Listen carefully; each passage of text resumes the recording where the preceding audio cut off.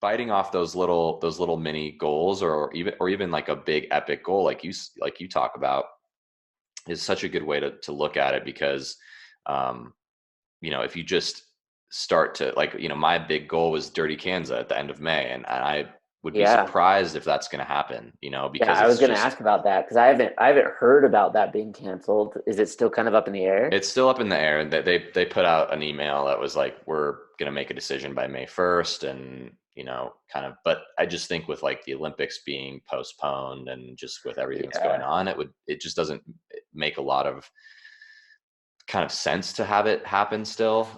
Yep. And so it's like, it's a bummer. Like, Yeah.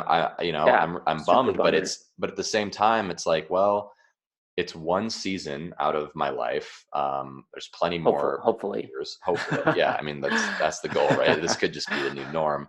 Right. But you know, and so it's like, well, how can I stay motivated and excited and positive? Because and how I've been thinking about it is just slowing down and not like following some really specific training plan that's really like periodized right now. It's like, let's just kind of maintain, but more importantly, reconnect with why we do this sport in Yeah, the first place, whether it's I running love or that. cycling or climbing or skiing. It's like, it's so easy to lose that big picture perspective when we're like in the thick of following our training peaks, calendar, and training for some goal race, and like doing specific intervals and all of that.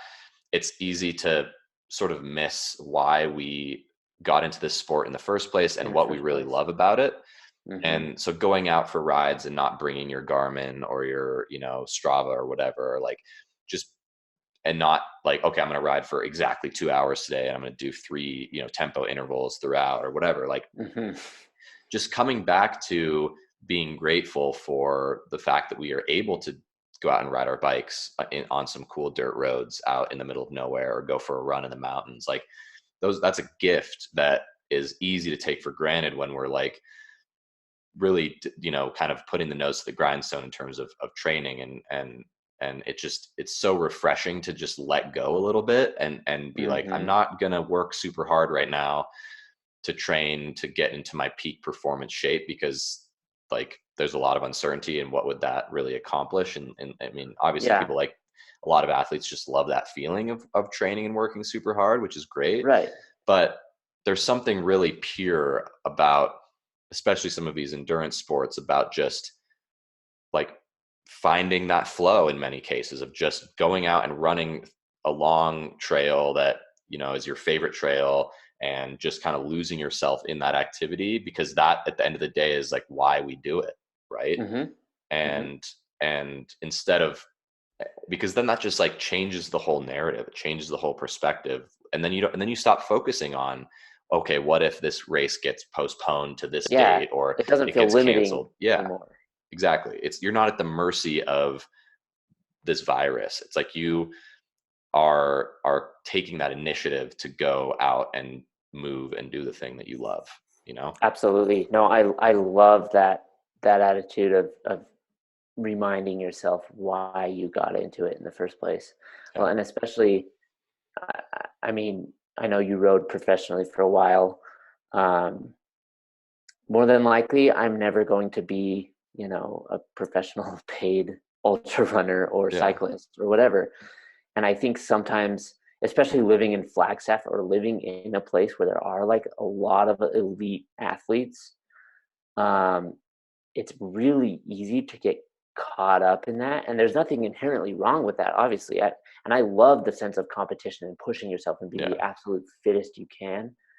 But it's a good reminder sometimes of like, I do this because I love being outside and exploring wild places and moving through wild places Yeah. as quickly as I can. Um, and I don't have to be some super trained elite athlete to be able to do that. Yeah. Um, I like the purity of um, circling back to why you got into the sport in the first place and focusing on that at least during this time, during these few months or hopefully few months that this is an issue.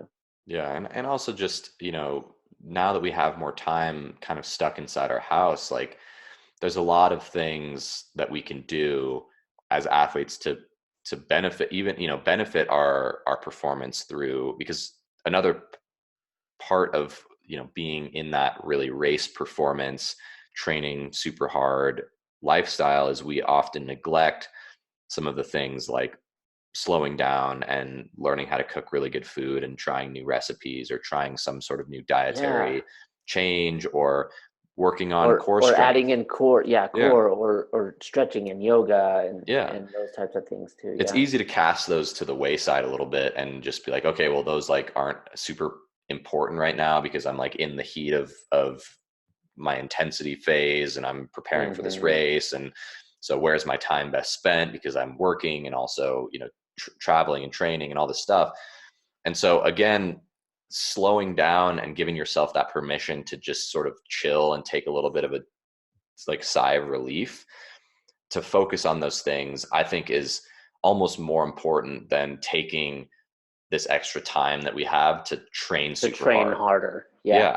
I And I agree. see that a lot of athletes like, oh, I'm like training, 20 hours a week now because I'm not working. And, you know, great. If that's what Like they're on motivates you, the like, fast road to burnout there. yeah, or like a fast like detonation of your immune system, and Right. which Yeah, this is not totally. the time we want to be like detonating our immune system.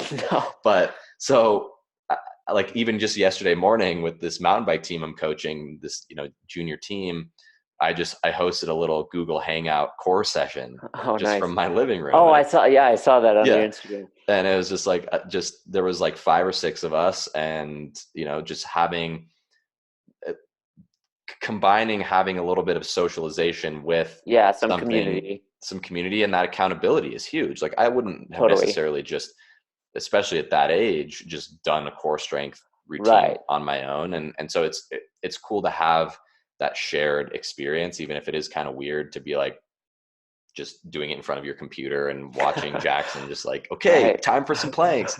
But, you know, doing little bite-sized bits and pieces of kind of activities like that, whether it's, finding designing your own little 30-minute core routine.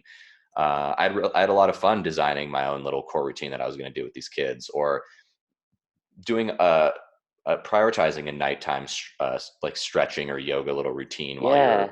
catching up on your Netflix shows or whatever. I think that's all really productive ways to keep keep moving in a forward direction while also being quarantined and inside and still following all of the best practices for what's going on right now.